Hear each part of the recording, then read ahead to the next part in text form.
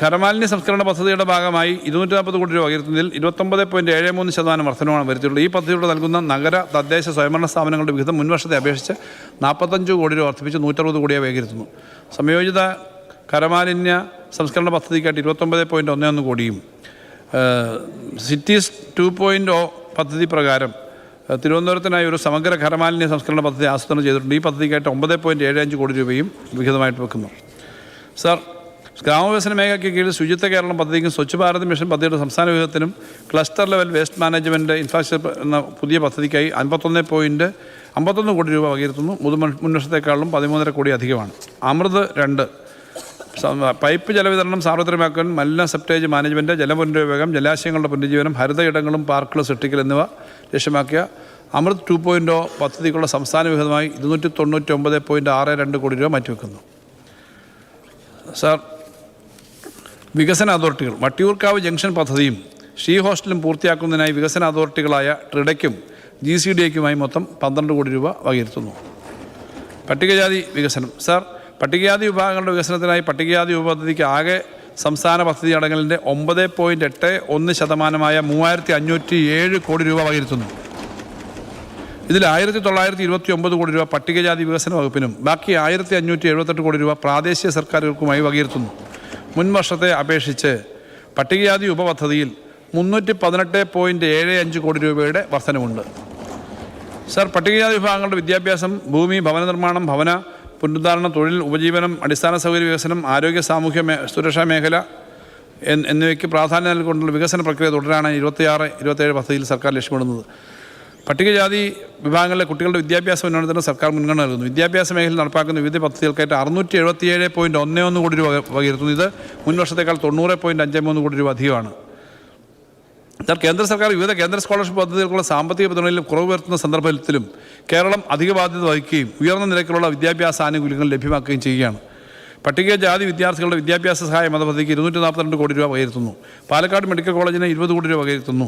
Model residential സ്കൂളുകൾക്ക് 22 കോടി രൂപ വകയിരുത്തുന്നു.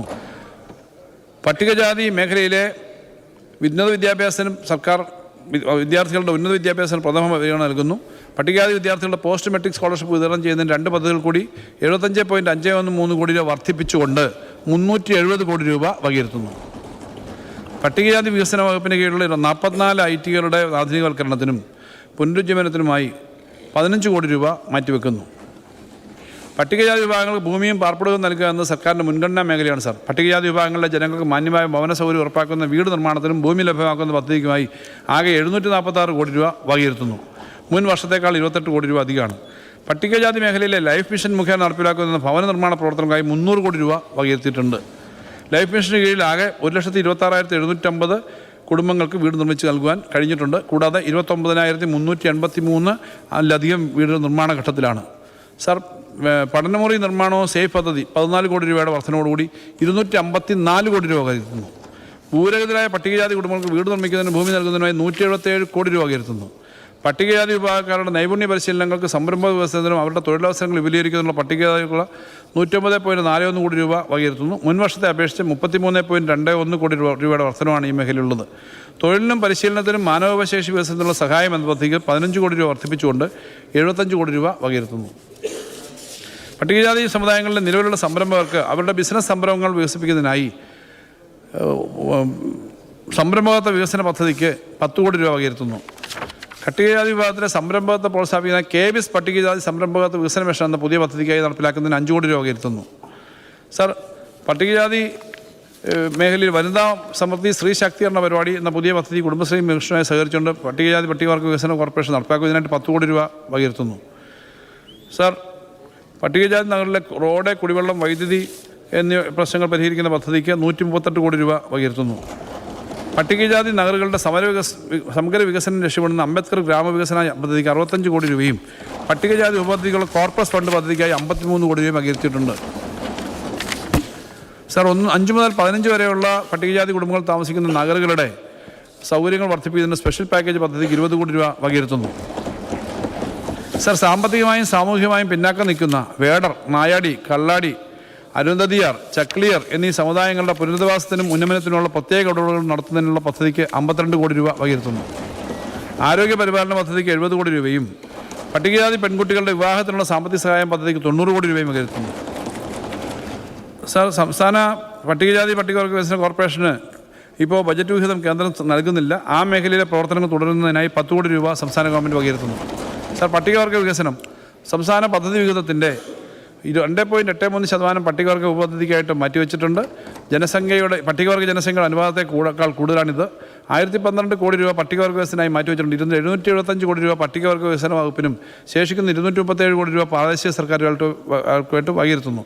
ഈ സർക്കാരിൻ്റെ കാലയളവിൽ ലൈഫ് മിഷൻ്റെ കീഴിൽ പട്ടികവർഗ വിഭാഗങ്ങളുടെ ഭവന നിർമ്മാണത്തിൽ വലിയ മാറ്റങ്ങളാണ് താഴെത്തട്ടിൽ ഉണ്ടായിരിക്കുന്നത്. ലൈഫ് മിഷൻ്റെ വിവിധ ഘട്ടങ്ങളിലായി 53,552 പൂർത്തീകരിക്കുകയും 7,268 വീടുകളുടെ നിർമ്മാണം നിലവിൽ പുരോഗമിക്കുകയും ചെയ്യുന്നു. സുരക്ഷിതവും മാന്യമായ വീടുകൾ നിർമ്മിക്കുന്നതിന് ലൈഫ് മിഷൻ 140 കോടി രൂപ മാറ്റിവെക്കുന്നു. സേഫ് പദ്ധതിയിലൂടെ 80 കോടി രൂപയും പ്രത്യേകമായി വകയിരുത്തുന്നു. സേഫ് പദ്ധതിക്കായി 80 കോടി രൂപയിൽ അതിന് സ്മാർട്ട് സ്റ്റഡി റൂമുകൾ ഉൾപ്പെടെ വിവിധ മേഖലകൾ കൊടുക്കുന്ന കാര്യങ്ങൾക്കായിട്ട് പണം നൽകും. പഠനമുറികൾ നൽകുന്ന പരിപാടിക്ക് 200 പട്ടിക വിദ്യാർത്ഥികൾ ആദ്യ വർഷം പരിഗണിക്കും. 2.5 ലക്ഷം രൂപ വെച്ച് അവർക്ക് നൽകും. പട്ടികവർഗ പുനരധിവാസ വികസനം മുഖേന ഭൂരഹിതരായ പട്ടികവർഗക്കാരുടെ പുനരധിവാസവുമായി ബന്ധപ്പെട്ട ചെലവുകൾക്കായി 42 കോടി രൂപയും ഭൂമി രജിസ്ട്രേഷനുമായി ബന്ധപ്പെട്ട പ്രാഥമിക ചെലവുകൾക്ക് നിയമപരവും സാമ്പത്തികവുമായി പിന്തുണയ്ക്കുമായി പുതിയ പദ്ധതിക്കായി 1 കോടി രൂപയും വകയിരുത്തുന്നു. സാർ, പട്ടികവർഗ വിദ്യാഭ്യാസ പ്രോത്സാഹന പരിപാടിക്കായി 163.06 കോടി രൂപ വകയിരുത്തുന്നു. വിദ്യാവാഹിനി പദ്ധതിക്ക് 30 കോടി രൂപ വകയിരുത്തുന്നു. പോസ്റ്റ് മെട്രിക് പ്രീ മെട്രിക് സ്കോളർഷിപ്പുകൾക്കായിട്ട് 13 കോടി രൂപ വകയിരുത്തുന്നു.